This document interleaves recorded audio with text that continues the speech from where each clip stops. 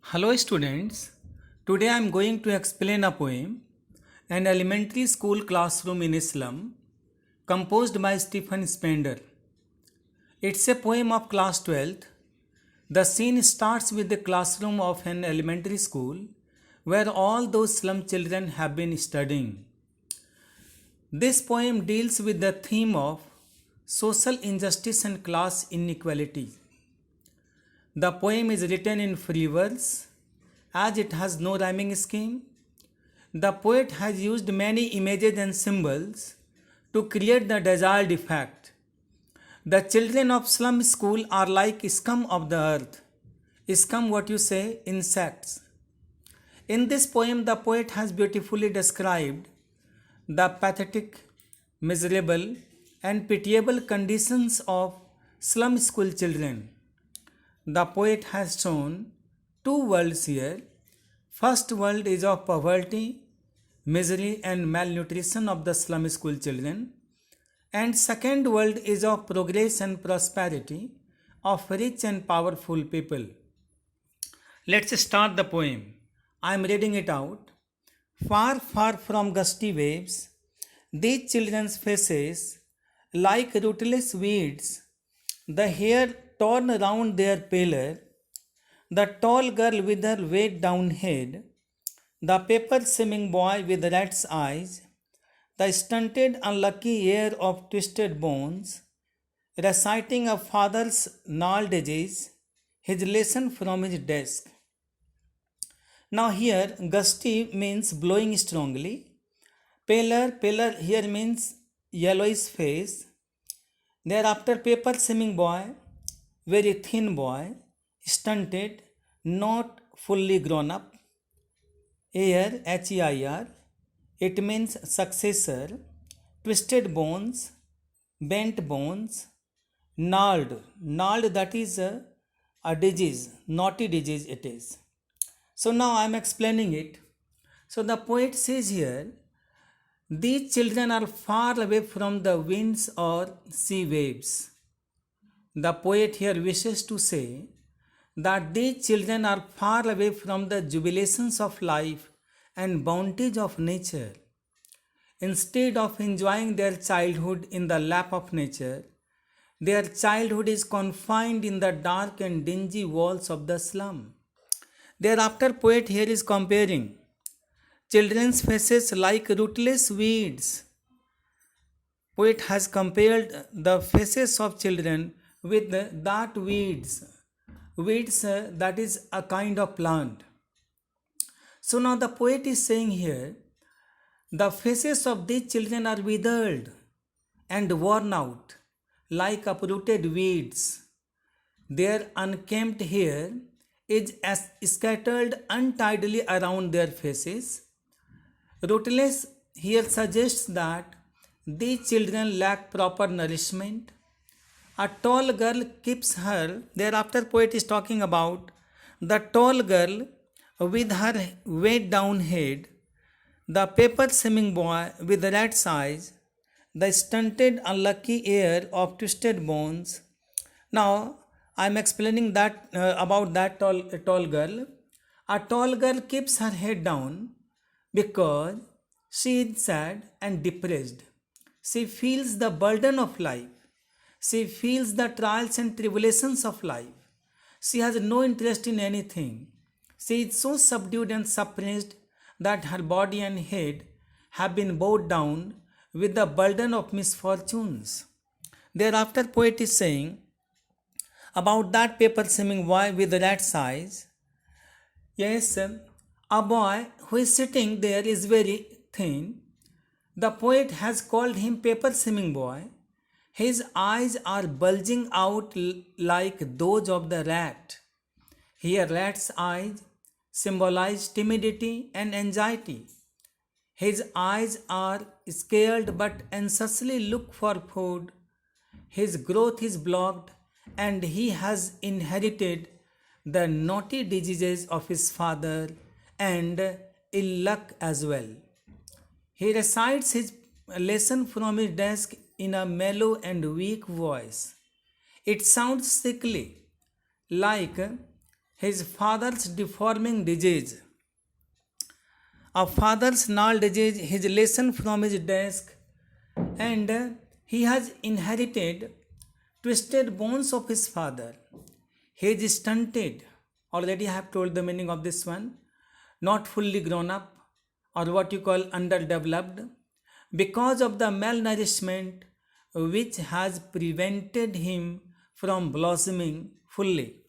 Thereafter, next line, at back of the dim class, one unnoted, sweet and young, his eyes live in a dream of squirrel's game in tree room other than this. Now, poet is talking about an unnoticed boy. Not unnoted means unnoticed. So, a tree room, what you call stem, that is called. So, poet here talking about that unnoticed boy who is sitting at the back of the dark room.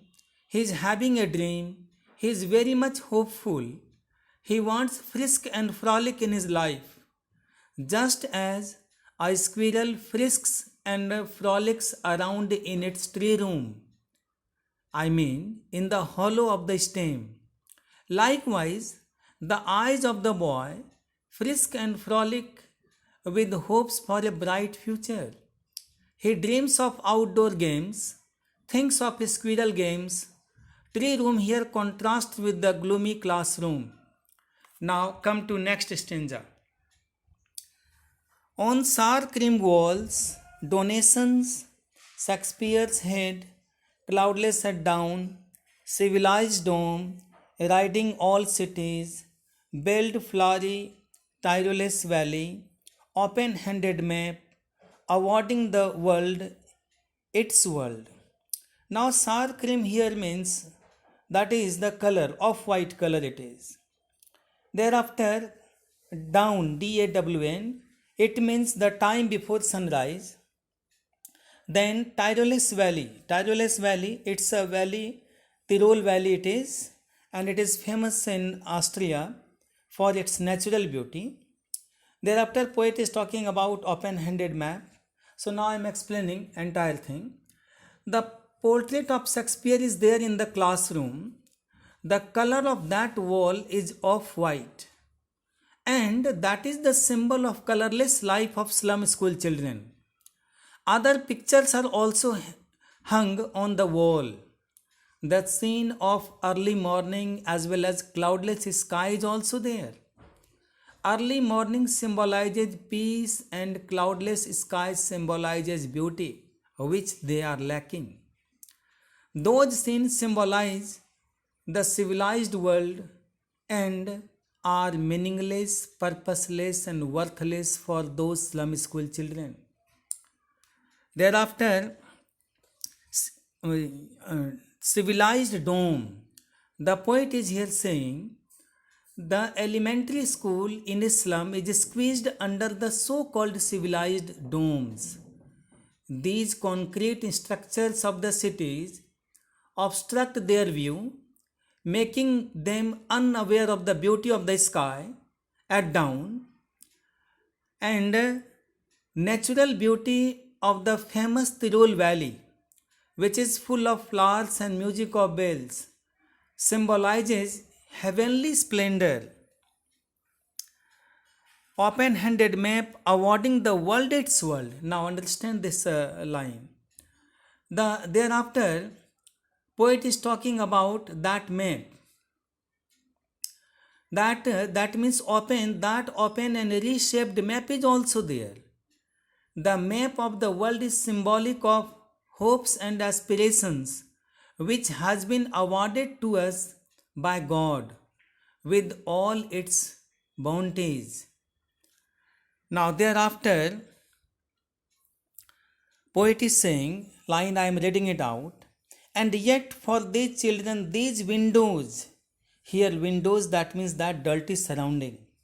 Not this map, their world, where all their futures painted with a fog, a narrow street sealed in with a lead sky that is dull sky, bluish grey sky, far, far from rivers, capes and stars of words. Now the poet is saying here windows mean dirty surrounding.